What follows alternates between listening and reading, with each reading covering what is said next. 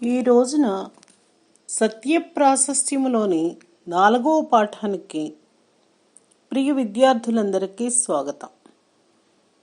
మనము మహాకవి నన్నయ్యచే రచించబడిన ఆదిపర్వములోని చతుర్థాశ్వాసము నుండి గ్రహించబడిన సత్యప్రాశస్త్యము అను పాఠంలో అనేక విషయాలు ఇప్పటి వరకు తెలుసుకుని ఉన్నాం.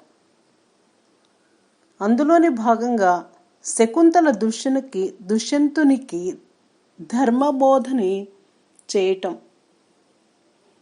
తర్వాత భార్య యొక్క గొప్పతనాన్ని గురించి చెప్పటం, ఆ తర్వాత భరతుని గురించి ప్రస్తావిస్తూ తండ్రి కొడుకుల బాంధవ్యం ఎలా ఉంటుంది, ఆ తర్వాత పుత్రుని యొక్క గొప్పతనం ఎటువంటిది అనే విషయాల్ని చెప్పి ఇంకను సత్యవాక్యం యొక్క మహిమను కూడా చెప్పింది.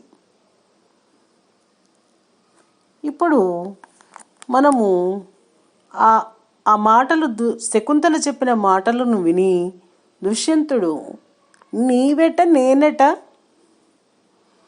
ఈ సుతుడెట ఏనెన్నడు దొల్లి చూచి ఎరుగను నిన్ను మానినులు అసత్య వచనలు నా నిట్టుల సత్య భాషణం ఉచితంబే అని ఆమెకు సమాధానం చెప్పాడు 22వ పద్యంలో. గత క్లాస్లో మనం అంతవరకు చదువుకుని ఉన్నాం. ఇప్పుడు ఈ రోజున 23వ పద్యం నుంచి ఆ పాఠంలోది మనం కొనసాగిద్దాం. 23వ పద్యం చూడండి.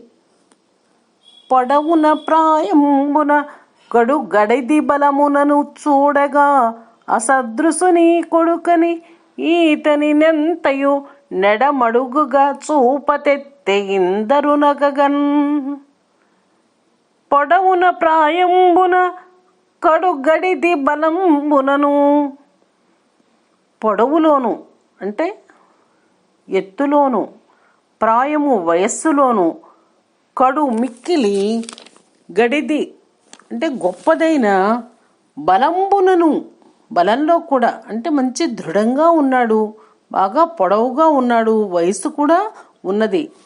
ఇతన్ని చూస్తూ ఉంటే అసదృశుడు, ఇతనితో సమానమైన వాళ్ళు ఎవరూ లేరు అని తెలుస్తోంది. సదృశము అంటే సమానము, అసదృశము అంటే అసమానము.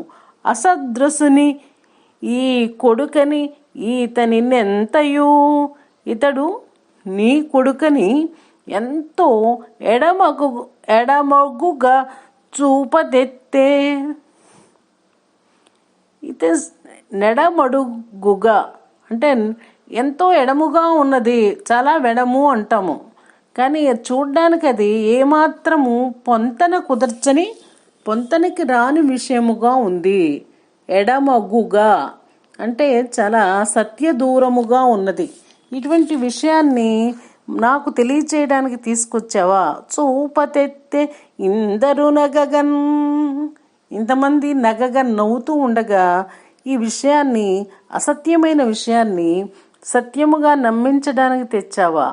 ఆ బాలుడు కూడా ఎంతో పొడవుగాను వయసు ఉన్నవాడుగాను కడు బలంతోనూ ఉన్నాడు. ఇతన్ని నా కొడుకు అని చెప్పి నమ్మబలుకుతూ ఎలా తీసుకొచ్చావు అని అడిగాడు. ఆ తర్వాత 24లో వచనం ఇచ్చాడు. ఆ వచనం చూడండి. ఇట్టి లోక విరుద్ధంబులకేమోడుదుము, అయుక్తంబులైన పలుకులు పలకక నీ ఆశ్రమమునకు బొమ్మనిన శకుంతల అత్యంత సంతాపిత అంతఃకరణయే. ఇట్టి లోక విరుద్ధంబులకేమోడుదుము, ఇవి లోక విరుద్ధమైన మాటలు. ఒక మహారాజు నేను, నా పుత్రుడు ఎవరో నాకు తెలియదా? నువ్వు చెప్పేది చాలా లోక విరుద్ధముగా ఉన్నది. ఇటువంటి వాటికి మేము ఓడుదాం, లోక విరుద్ధమైన పనులు మేము చెయ్యము, మేము ఇటువంటి విషయాలకి దూరంగా ఉంటాము. ఇటువంటి అయుక్తమైన పలుకులు నువ్వు పలకకు, నీ ఆశ్రమం ఎక్కడో అక్కడికి వెళ్ళిపో అని శకుంతలను అత్యంతో చెప్పాడు. ఆ మాటలు వినిన పొమ్మనైనా ఆ మాటలు విని అలా అనేటప్పటికి దుష్యంత మహారాజు శకుంతల అత్యంత సంతాపిత అంతఃకరణయే, అతి అంత మిక్కిలి ఎక్కువ సంతాపిత బాధించబడిన అంతఃకరణము హృదయము బాగా ఆవిడకి దెబ్బతిన్నదనమాట. ఆ మాట వినేటప్పటికీ ఇన్ని రకాలుగా చెప్తే ఏదో ఒకదానికి తన్ని గుర్తు తెచ్చుకుని తన చెప్పిన విషయాన్ని అంగీకరిస్తాడు అనుకున్నది. కానీ అది జరగలేదు. చాలా బాధపడుతూ తర్వాత పద్యంలో ఇలా అంటోంది, 25వ పద్యంలో. తడయక పుట్టిన నాడ తల్లి చే తండ్రి చే విడువబడితి, నిప్పుడు పతి చేతను విడువబడేదనొక్కో, నుడువులు వేయు నింకేల ఇప్పాటి నోములు దొల్లి కడగి నోచితినిగాకేమి అనుచును కందెందమున. తడయక పుట్టిన నాడ తల్లి చే తండ్రి చే విడువబడితి. పుట్టినప్పుడే, పుట్టిన నాడ, పుట్టిన రోజునే, తను జన్మించిన రోజుననే ఏమాత్రం సంకోచం లేకుండా తల్లి తండ్రి ఇద్దరూ కూడా వదిలేసి వెళ్ళిపోయారు. తల్లిదండ్రులు ఎవరని చెప్పుకున్నాము మనం? మేనక, విశ్వామిత్రులు. విశ్వామిత్ర మహర్షి తన తపస్సు భంగము కలిగిందని అప్పటికి తెలుసుకొని ఆయన తన తపస్సుకు వెళ్ళిపోయారు. ఈవిడ మేనక తన అవసర స్త్రీ కాబట్టి తన ఇంద్రలోకానికి తను వెళ్ళిపోయింది. ఈ బిడ్డని ఆ వనంలోనే, అరణ్యంలోనే వదిలేసి. అదే ఆవిడ అనుకుంటోంది. తడయక పుట్టిన నాడ తల్లి చే తండ్రి చే విడువబడితి, నిప్పుడు పతి చేతను విడువబడి ఎదనొక్కో. అప్పుడు తల్లి తండ్రితో వదిలేశారు నన్ను. ఇప్పుడు భర్త కూడా పతి చేతను, భర్త చేతను కూడా విడువబడి ఎదను. ఇప్పుడు భర్త కూడా నన్ను వదిలేస్తున్నాడు. ఒక్కో అంటే అయ్యో. నుడువులు వేయుని ఇంకేలా, నుడువులు అంటే మాటలు, వేయు ఇంకేలా, ఈ మాటలు ఇంకా చెప్పడం ఎందుకు? ఇప్పాటి నోములు దొల్లి కడగి నోచితినిగాకేమి. అయ్యో, నేను ఇటువంటి నోములే, ఇటువంటి ఫలితములు వచ్చేటువంటి నోములే నేను వచ్చాను ఏమో అనుచును కందె డెందమున. డెందము అంటే మనస్సులో, హృదయములో. డెందము యదా, హృదయము, ఇవి పదాలు. డెందమున మనస్సులో, కందె, కందిను అంటే చింతించింది, బాధపడింది. ఆ తర్వాత పద్యం ఒకసారి చూడండి. ఆ తర్వాత వచనం ఉన్నది 26లో. ఇట్లు దద్దయు దుఃఖించి విగతాశయై బోరన దొరుగు బాష్పజలంబు లందందయుత్తి కొనుచు, ఇంక దైవంబగానియుండు శరణంబు లేదు అని ఆ పరమ పతివ్రత తనయుం దోడ్కొని క్రమ్మరిపోవనున్న అవసరంబున. ఈ ఒక పద్యము అక్కడ భావాల్ని చెప్పి ఇంకొక పద్యాన్ని ప్రారంభిస్తూ మధ్యలో అక్కడక్కడ వచనాలని చెప్తూ ఉంటారు. ఆ వచనము ఆ కథని జరగటానికి ఒక లింకులాగా, ఒక మధ్యలో దానికి కావాల్సినటువంటి ఆ పరిస్థితిని తెలియచేయడానికి వచనము అనేది పెడతారు. అక్కడ ఉన్నటువంటి పరిస్థితిని తెలియజేస్తూ ఉండడానికి. ఇంకా నేను వెళ్ళిపోతాను, ఇంకా ఇక్కడ ఎందుకు అని అనాల్సిన మాట అనకుండా ఆ పరిస్థితిలో ఆమె ఇలా అన్నది అని చెప్తాడానికి ఆ మధ్యలో ఉన్నటువంటి ఆ పరిస్థితిని తెలియజేయడానికి వచనాలని వాడుతూ ఉంటారు. ఎక్కడైనా సరే కొన్ని పద్యాల మధ్యలో వచనం వస్తుంది. వచనము లేని కావ్యములు ఉంటాయి కొన్ని. ఎక్కువగా మనకి కావ్యాలన్నింటిలోనూ పద్య గద్య ఉభయ మిశ్రితాలుగా ఉంటాయి. వీటిని చెంపు కావ్యాలు అంటారు. ఎక్కువగా మన ఇతిహాసాలు కానీ లేకపోతే ప్రబంధ కావ్యాల్లో కానీ ఎక్కువగా పద్యము గద్యము రెండు కూడా మిళితమయ్యే ఉంటాయి. ఎక్కువ పద్యాలే ఉంటాయి. అక్కడక్కడ వాటికి అన్వయానికి తోడుగా ఉండటానికి గద్యాన్ని కూడా వాడతారు. మధ్యలో గద్యం రావటం యొక్క ఆవశ్యకత అదనమాట. ఒకసారి చూడండి 26వది. ఇట్లు దద్దయు దుఃఖించి, అలా చాలా బాధపడి, విగతాశయై, విగత పోయినటువంటి, ఆశ కలది అయి, బోరన దొరుగు బాష్పజలంబులు అంటే కళ్ళమ్మట ధారగా కారుతున్నటువంటి బాష్పజలములు కంటి నీరుని అందంగా ఎత్తుకొనుచు వాటిని తుడుచుకుంటూ, ఇంక నాకు దైవమే శరణము, ఇంకా దైవంబ కాని యొండు శరణంబు లేదు, వేరే వాళ్ళు నన్ను ఆదుకునేవాళ్ళు ఎవరూ లేరు అని ఆ పరమ పతివ్రత, ఆ పతివ్రత అయిన శకుంతల, పరమ పతివ్రత అంటే ఆమె చక్కని గుణవంతురాలు, పతి మాటకి జవదాటని చక్కని కాంతని తనయుందోడ్కుని, తన కుమారుని కూడా తీసుకొని క్రమ్మరిపోవనున్న తిరిగి వెళ్ళిపోతుందన్నమాట. ఆ అవసరంబున, ఆ సమయంలో ఏం జరిగిందో చెప్తున్నాడు ఇక్కడ. ఆ అవసరంబున అంటే ఆ సమయములో. 27వ పద్యం. గొనకొని వీడు నీకును శకుంతలకున్ ప్రియనందనుండు సేకొని భరింపు మీతని శకుంతల సత్యము పల్కె సాధి సద్వినుత మహాపతివ్రత వివేకముతోనని దివ్యవాణి దావినిచే ధనాధినాధునకు విస్మయమందగ తత్సభాసదుల్. గుణకొని వీడు నీకును శకుంతలకున్ ప్రియనందనుండు. ఈ బిడ్డ, ఈ భరతుడు నీకు, ఓ రాజా దుష్యంత మహారాజా, నీకు ఈ శకుంతలకు పుట్టినటువంటి ప్రియమైన పుత్రుడు. సేకుని భరింపు మీతని, ఈ బిడ్డని చేతబూని అతన్ని సంరక్షించుము. భరింపుము అంటే అతన్ని సంరక్షించుము. శకుంతల సత్యము పల్కె సాధ్వి సద్వినుత మహాపతివ్రత వివేకముతో. ఈ శకుంతల సత్యమునే చెప్పినది. ఆమె పరమ సాధ్వి, సద్వినుత మంచి పలుకునది, మహాపతివ్రత. ఈవిడ వివేకముతో ఆలోచించి అన్ని నిజమైన మాటలే చెప్పినది అని దివ్యవాణి దావినిచే.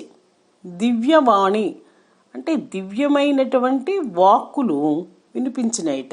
దివ్యమైన అంటే అద్భుతమైన, మనోహరమైన, దివ్యమైన అంటే దేవతా సంబంధమైన వాక్కు వినిపించింది. దివ్యవాణి అంటే దేవతా సంబంధమైన మాటలు వినిపించినాయి.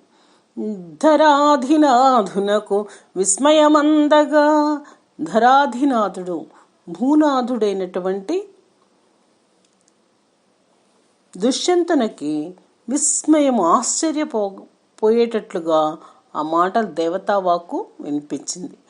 ఆయనకే కాకుండా తత్ సభాసదుల్, ఆ సభలో ఉన్నటువంటి మిగతా ప్రజలు, మంత్రివర్గము, పండితులు వీళ్ళందరూ కూడా ఆశ్చర్యపోయేటట్టుగా ఈ మాటలు వినిపించినాయి అన్నమాట. మనకి విద్యార్థులకు ఒక సందేహం వస్తుంది, ఏమిటి దివ్యమైన మాటలు ఇలా వినిపిస్తాయా, ఎప్పుడన్నా ఎక్కడన్నా మనం చూడలేదే అనుకుంటారు. నిజంగానే మనకెవ్వరికీ కూడా ఈ మాటలు వినిపిస్తున్నట్లుగా మనకి తెలియదు. మనం ఎప్పుడూ ఈ యుగంలో చూడలేదు. కానీ శకుంతల విషయంలో ఆ మాటలు పలికినాయి. కారణం ఏంటో ఊహిస్తారా? శకుంతల ప్రకృతిని అంత దైవస్వరూపంగా నమ్మింది.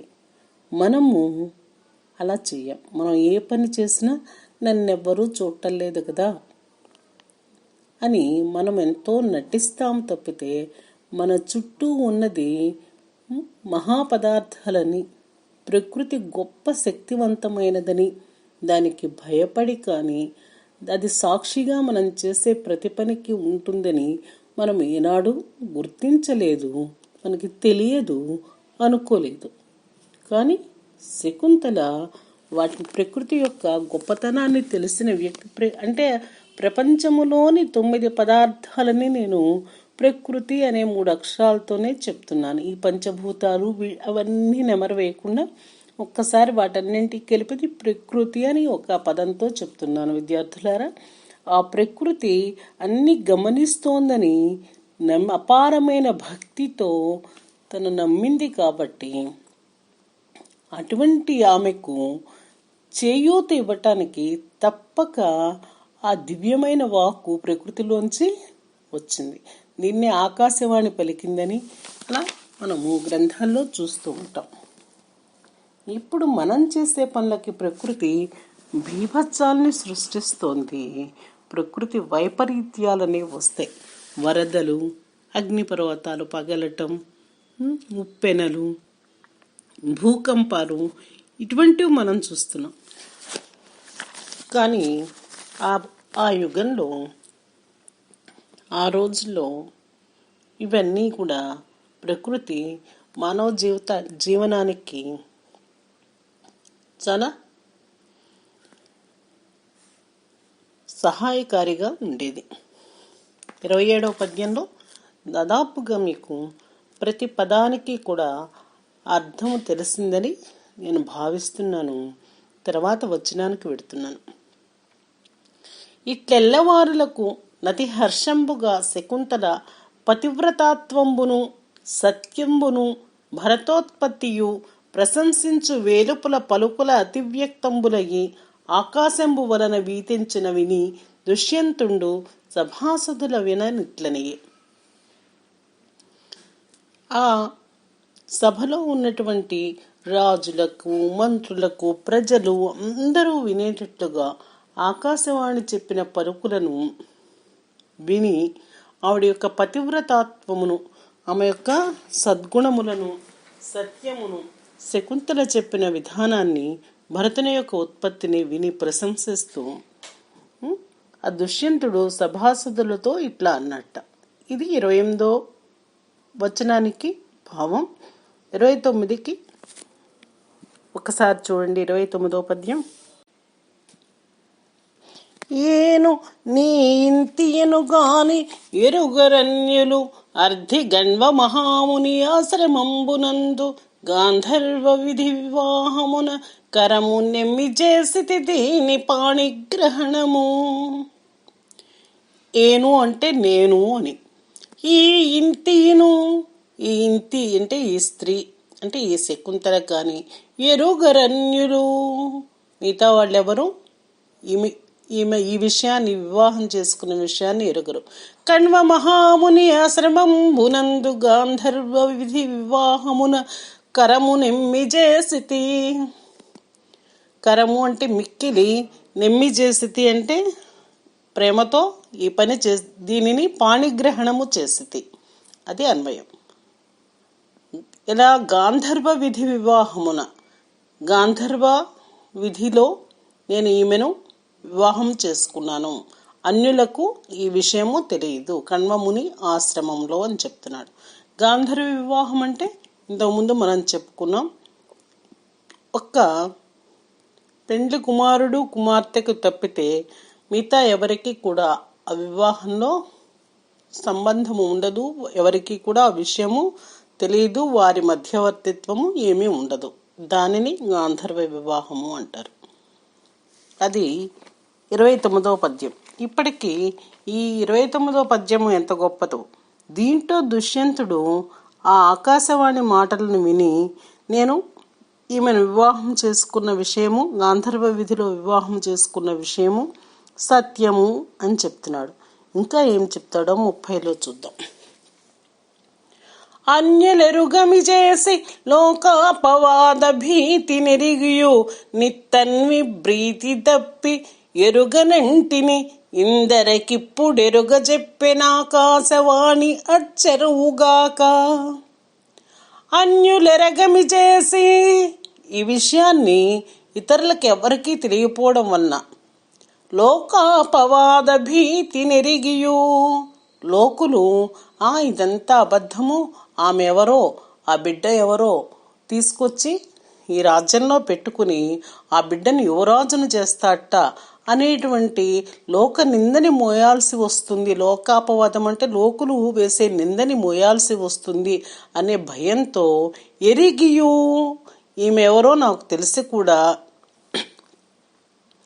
ప్రీతి తప్పి, ఈమె మీద ప్రేమను వదిలి ఎరుగనంటిని, నేను ఆమె ఎవరో నాకు తెలియదు అని చెప్పాను. ఇందరికిప్పుడెరుగ చెప్పిన ఆకాశవాణి అచ్చెరువుగాక. ఇప్పుడు మీ అందరికీ కూడా ఆకాశవాణి ఆశ్చర్యం కలిగించేట్టుగా ఈ విషయాన్ని అందరికీ తెలియచెప్పింది. కాబట్టి నేను స్వీకరిస్తాను ఈ విషయాన్ని. మీకు తెలిసినది కాబట్టి దాని మీద గౌరవించండి అని దుష్యంత మహారాజు చెప్పాడు. తర్వాత 31లో ఇదే చివరిది 31 చూడండి. అని మహానురాగంబునన్ కొడుకు నెత్తికొని హర్షపుల కలసగ నాలింగనము చేసి శకుంతలా మహాదేవి నతి ప్రణయ గౌరవంబున సంభావించి యవ్వరాజ్యమునకు భరతునభిషిక్తుం చేసి పెద్ద కాలంబు రాజ్యసుఖంబులను భవించి తన రాజ్యభారంబంతయు భరతం బూంచి దుష్యంతుడు తపోవనంబున కరిగే. మహా అనురాగంతో, గొప్ప అనురాగంతో కొడుకుని ఎత్తుకుని, ఇంతకుముందు నువ్వెవరో నాకు తెలియదో అన్నాడు. పాపం ఆ లోకపవాదు భీతితో పాపం ఆకాశవాణి పలుకులు విని, అవి దేవతా వాక్కు కదా, శిరోధార్యము తీసుకుని హర్ష పులకలెసగన ఆలింగనము చేసి ఎంతో ఆనందంతో ఒళ్ళు గగుర్పాటు పొడవగా ఆ బిడ్డని పరిశ్వంగము చేసుకుని శకుంతల మహాదేవి నతి ప్రణయ గౌరవంబున సంభావించి, శకుంతల మహాదేవిని అతి ప్రణయ గౌరవంబున అతి ప్రేమతో గౌరవంతో ఆమెని సంభావించి గౌరవించి, అంటే ఒక భార్యగా ఆమెను కూడా చేతబట్టి యువరాజ్యమునకు, ఆ రాజ్యంలో యువరాజ్యం అంటే యువరాజుగా భరతుని అభిషిక్తం చేసి, భరతుడిని అభిషేకము చేసి పెద్ద కాలము, చాలా కాలము ఆయన రాజ్యసుఖాన్ని అనుభవించి రాజ్యభారాన్ని అంతయు కూడా భరతం బూంచి భరతుని మీద వదిలివేసి దుష్యంతుడు వానప్రస్థాశ్రమంలో చివరికి కొంతకాలము రాజ్యసుఖాలు రాజ్యభారాన్ని మోసి తదనంతరము కుమారులకి ఆ భారాన్ని అప్పచెప్పి రాజులు ఎక్కడికి వెళ్ళిపోతారు? తపోవనంబున కరిగి తపోవనానికి వెళ్ళిపోయాడు. ఇప్పుడు ఇది మనకు జరిగిన పాఠం. స్త్రీ తాను చక్కని గుణవంతరాలు, మంచి పాతివ్రత్యంతో ఉంటే దేవతలు కూడా మనకి సహాయం చేస్తారు అన్న విషయాన్ని కూడా ఈ పాఠం ద్వారా మనం నేర్చుకున్నాం. కాబట్టి అమ్మాయిలందరూ కూడా చక్కగా మంచి బుద్ధితో, చక్కని నడవడికతో ఉండడానికి ఈ పాఠం ద్వారా నేర్చుకోవాల్సిందిగా మనవి చేస్తూ, సత్యవాక్యము యొక్క గొప్పతనము ఎంత గొప్పదో అనేది విద్యార్థులందరూ గ్రహిస్తూ, ఎల్లప్పుడూ కూడా మనని ఈ ప్రకృతి అనేది గమనిస్తూ ఉంటుంది.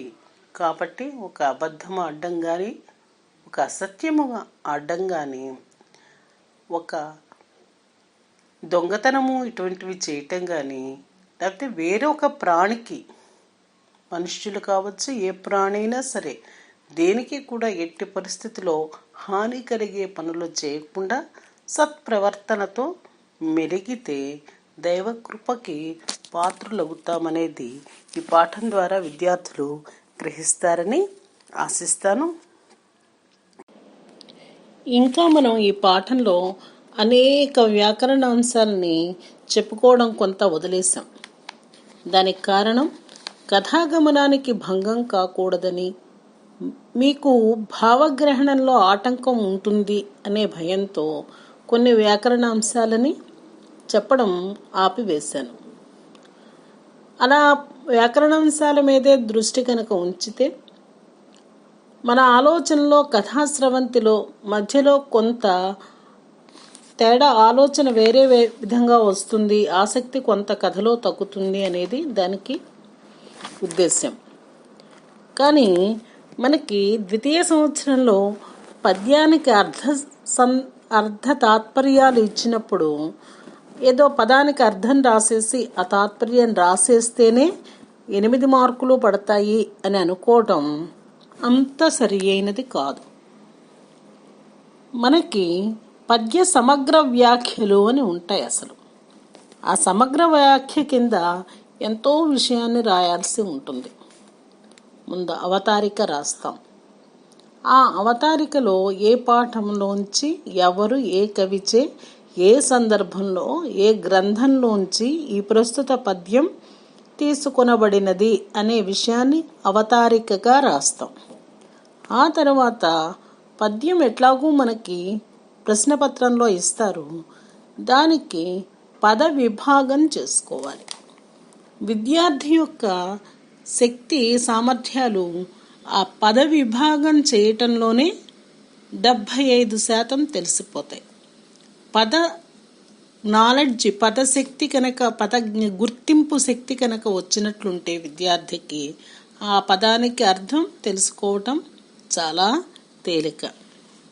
ఆ పదాన్ని తెలుసుకొని దానికి అర్థం తెలుసుకుంటే మనము ఎలా అయితే మనం పదాలతో వాక్యం చేయాలి, అర్థవంతమైన వాక్యం రావాలి అని మనం తెలుసుకుంటాము, ఆ విధంగా పదాలను ఏర్పాటు చేసి మనం ప్రతిపదార్థం రాస్తే సరిపోతుంది.